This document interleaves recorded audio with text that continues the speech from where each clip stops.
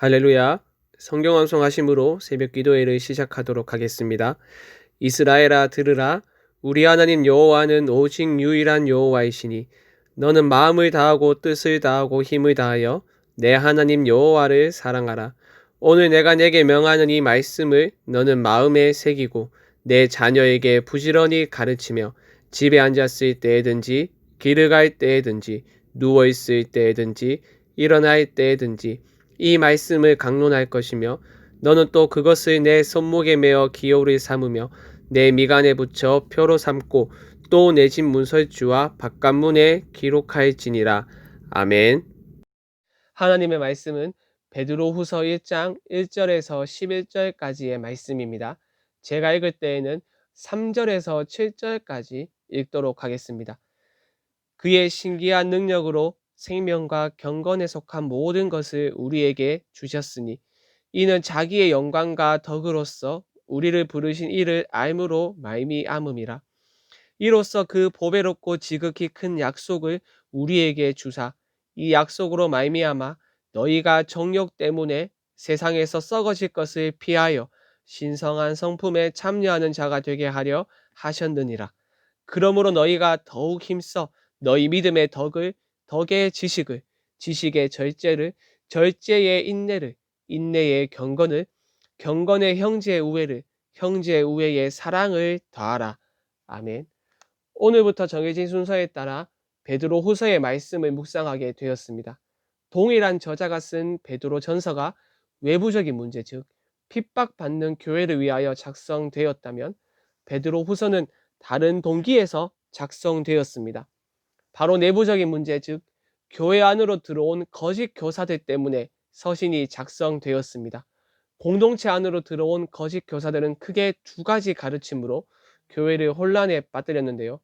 첫 번째는 2장에서 볼 수 있듯이 거짓 교사들은 음란과 방탕과 탐욕을 비롯한 온갖 육체의 정욕을 교회 안으로 가져왔으며 이것으로 교회를 더럽히고 시험에 빠뜨렸습니다.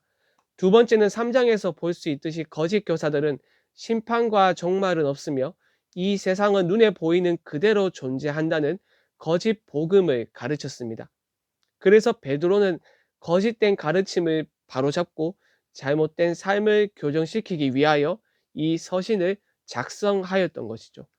오늘 본문은 신자라면 어떤 삶을 살아야 하는지 강력하게 권면하는 내용인데요. 우리가 읽었던 5절에서 7절 말씀을 다시 보시면 믿음의 덕을, 덕의 지식을, 지식의 절제를, 절제의 인내를, 인내의 경건을, 경건의 형제 우애를, 형제 우애의 사랑을 더하라 라고 권면합니다. 앞서 말했듯이 교회 안으로 들어온 거짓 교사들의 특징, 바로 음란과 방탕과 탐욕을 일삼는 그들의 특징과는 정반대되는 특징을 행하라고 사도가 말하고 있는 것이죠. 2장 18절 말씀을 보면 사도는 거짓 교사들의 특징에 대해서 말하는데 이렇게 말합니다. 그들이 허탄한 자랑의 말을 토하며 그릇되게 행하는 사람들에게서 겨우 피한 자들을 음란으로서 육체의 정욕 중에서 유혹하는도다. 사도의 가르침과는 완전히 다른 거짓 교사들의 가르침과 특징이죠. 그런데 여러분, 베드로가 말하는 이런 특징들을 봤을 때 어떻습니까?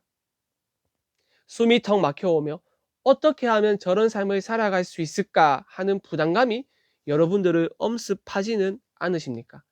죄로 묻은 인간의 본성으로는 사도가 말하는 이런 성품들을 절대로 행할 수 없는 것 같습니다. 덕과 절제, 인내와 경건, 형제 우애와 사랑은 인간의 본성과는 거리가 먼 특징인 것 같습니다. 인간은 늘 자기 중심성의 특징을 가지고 있기 때문에 다른 사람들과의 관계 속에서 올바로 행하지 않습니다.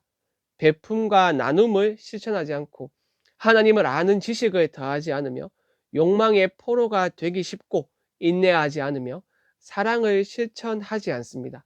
그래서 어쩌면 거짓 사도들의 특징인 음란과 방탕과 탐심을 특징으로 하며 그것들을 행하며 살아가는 것이 인간에게 더 자연스러운 것 같습니다. 하지만 신자는 다릅니다. 신자라면 할 수 있으며 또 신자에게 있어서 사도가 말하는 특징들이 더 자연스럽습니다. 왜냐하면 신자는 불신자와는 다른 특징을 가지고 있으며 그 존재 자체가 다르기 때문입니다. 3절 상반절 말씀을 보시죠. 그의 기이한 능력으로 생명과 경건에 속한 모든 것을 우리에게 주셨으니, 예수 믿는 우리에게 주어진 신기한 능력, 곧 생명과 경건에 속한 모든 것을 우리에게 주셨기 때문에 사도가 권면하는 특징들을 행할 수 있는 것입니다. 여러분, 우리를 부르시니, 즉 하나님을 알므로 말미암아 생기는 생명과 경건의 특징이 무엇입니까? 생명은 하나님과의 바른 관계를 얻게 되는 것인데, 이것의 특징은 썩지 않는 것입니다.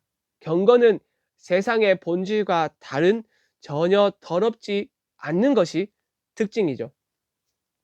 생명과 경건에 반대되는 더러운 것과 썩는 것은 정확히 세상의 특징이자 교회 안에 들어온 거짓 교사들의 특징이라고 할 수 있습니다. 하지만 신자는 다르죠. 하나님을 알므로 말미암아 생명과 경건에 속한 모든 것을 소유한 존재이므로 우리의 정체성이 달라진 존재입니다. 4절 중반절에 보시면 사도는 이렇게 말합니다. 너희가 정욕 때문에 세상에서 썩어질 것을 피하여 신성한 성품에 참여하는 자가 되게 하려 하셨느니라. 생명과 경건에 속한 모든 것을 소유한 신자는 정욕 때문에 세상에서 썩어질 것을 피하여 신성한 성품에 참여한 존재입니다. 신성한 성품 혹은 신의 성품에 참여하는 자가 바로 예수를 믿는 성도의 정체성입니다. 여기서 신성한 성품에 참여하는 자의 의미는 피조물이 하나님처럼 전지전능하거나 무소부재한 신이 된다는 것을 의미하지 않습니다. 이것은 하나님을 반역하는 세상의 가치와 윤리와 다르게 사는 존재가 된다는 의미입니다. 곧 새언약 관계의 주인인 하나님을 향한 새로운 삶에 참여한다는 의미입니다. 하나님이 우리에게 생명과 경건에 속한 모든 것들을 주심으로 말미암아 우리의 존재가, 우리의 정체성이 바뀌었기 때문에 믿음의 덕을, 덕의 지식을, 지식의 절제를, 절제의 인내를, 인내의 경건을, 경건의 형제 우애를, 형제 우애의 사랑을 더하는 일이 가능한 것입니다. 그리고 사도는 8절과 10절 말씀에서 이것에 더욱더 힘쓰는 사람이 되라고 말합니다. 이런 것이 너희에게 있어 흡속한즉 너희로 우리 주 예수 그리스도를 알기에 게으르지 않고 열매 없는 자가 되지 않게 하려 하니와. 그러므로 형제들아 더욱 힘써 너희 부르심과 택하심을 굳게 하라. 너희가 이것을 행한즉 언제든지 실족하지 아니하리라. 사랑하는 여러분, 하나님께서 우리를 부르시고 택하신 이 목적을 잊지 마시기 바랍니다. 우리는 썩어 없어질 세상에서 건짐을 받아 신성한 성품에 참여한 존재라는 이 영광스럽고 복된 정체성을 기억하시기 바랍니다. 그리고 힘써 하나님과 우리 주 예수 그리스도를 아는 것에 힘쓰며 열매 없는 자가 아니라 열매 맺는 삶을 위하여 달려가시길 바랍니다. 물론 여러 어려움이 우리 앞을 막을 것입니다.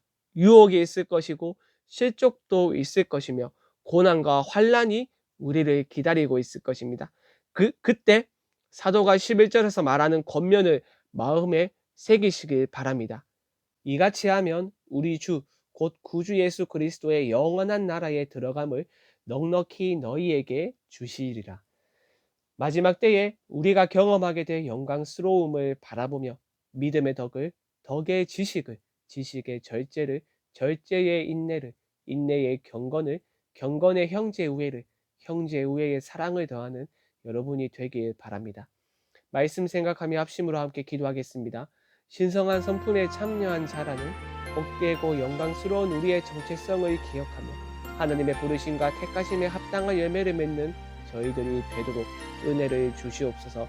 월요일은 다음 세대를 위하여 기도하는 날입니다. 하나님의 특별한 은혜를 부어주셔서 패역한 시대 속에서 하나님을 삶의 첫자리에 두고 범사에 하나님을 인정하며 살아가는 믿음의 세대로 세워주시옵소서. 코로나가 다시 확산되고 있습니다. 치료받고 있는 환자들을 치료하여 주시고 자가격리 중인 가정을 보호하여 주시옵소서.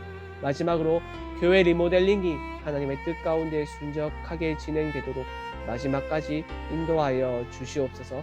이 외에도 가지고 나온 기도 제목을 가지고 자유롭게 기도하시면 되겠습니다. 주님의 이름을 한번 부르고 자유롭게 기도하겠습니다. 주여